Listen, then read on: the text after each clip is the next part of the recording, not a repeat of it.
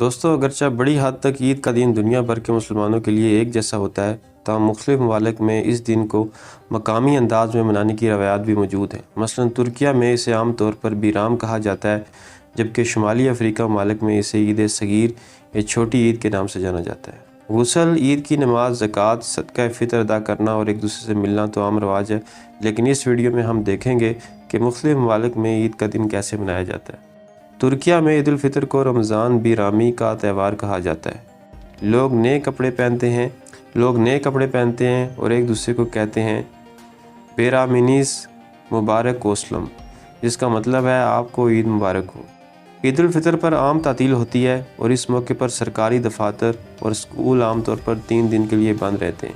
بیرم کی مبارکباد دیتے وقت بزرگ شہریوں کے دائیں ہاتھ کو چومنا اور اسے پیشانی پر رکھ کر ان کی تعظیم کا اظہار کرنا بڑی اہمیت کا عمل ہے۔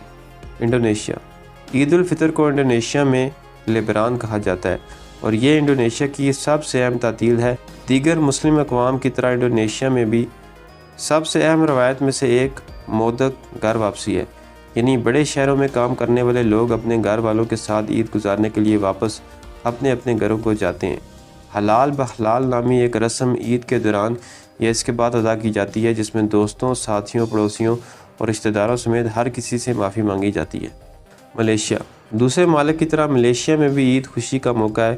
زیادہ تر لوگ اپنے گھر والوں کے ساتھ عید منانے کے لیے اپنے آبائی شہروں کو لوٹ آتے ہیں۔ لوگ اپنے گھروں کو تیل کے لیمپوں سے سجاتے ہیں۔ وہ عید کے دن روایتی کھانے پکاتے ہیں، جن میں کیتوپت یا چاول کے پکوڑے شامل ہیں۔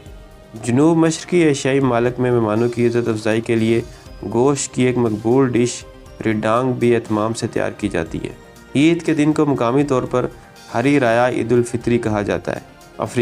افریقی ممالک جن میں مراکش، مصر، تیونس، صومالیہ، جنوبی افریقہ، نائجیریا اور کئی دوسرے ممالک شامل ہیں، عید الفطر کا آغاز روایتی طور پر عید کی نماز سے کرتے ہیں۔ مراکش میں مرد اور عورتیں روایتی لباس پہنتے ہیں۔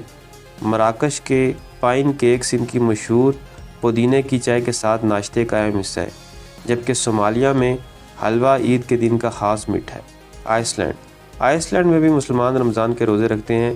موسم گرما کے عروج پر جب سورج معمول سے زیادہ دیر تک آسمان پر رہتا ہے، آئس لینڈ میں رہنے والے مسلمانوں کو روزانہ 22 گھنٹے تک کا روزہ رکھنا ہوتا ہے۔ ایسے میں اسلامی اسکالرز اور ماہرین نے لینڈ آف مدر نائٹ سن میں رہنے والوں کے لیے ایک متبادل حل پیش کیا ہے۔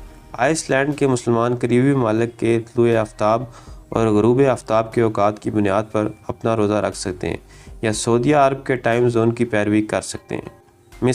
مصر میں عید الفطر کو چھوٹی عید کہا جاتا ہے۔ لوگ اپنے گھروں کی صفائی کر کے نئے کپڑے اور مٹھائیاں خرید کر عید کی تیاریاں شروع کر دیتے ہیں۔ مہمانوں کو بسکٹ اور کاہک پیش کیے جاتے ہیں۔ کاہک ایک طرح کا بسکٹ ہے جس کے اوپر چینی کے پاؤڈر کی تہ جمی ہوتی ہے۔ بڑے چھوٹوں کو پیسے دیتے ہیں، جسے عیدیہ کہا جاتا ہے، اور بچے اپنے کھلونوں اور واٹر گنز سے کھیلتے ہیں۔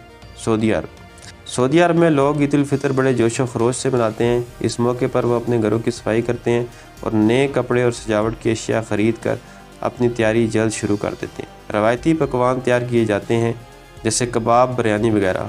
متحدہ عرب امارات میں عید الفطر کا تہوار ایک عظیم الشان دن کے طور پر منایا جاتا ہے۔ دن کا آغاز مساجد میں عید کی نماز اور عید کی مبارکباد سے ہوتا ہے۔ روایتی اماراتی ڈش عید الفطر کا ناشتہ عید کے دن کا لازمی حصہ ہے، جس میں سوئیوں کی طرح کی میٹھی ڈش، بلالیت اور لکیمت یعنی کھجور کے شربت میں ڈبوئے ہوئے چھوٹے پکوڑے شامل ہیں۔ تو دوستو، یہ تھی میری آج کی ویڈیو پسند ہے تو چینل کو سبسکرائب کریں۔ ملتے ہیں اگلی ویڈیو میں۔ اللہ حافظ۔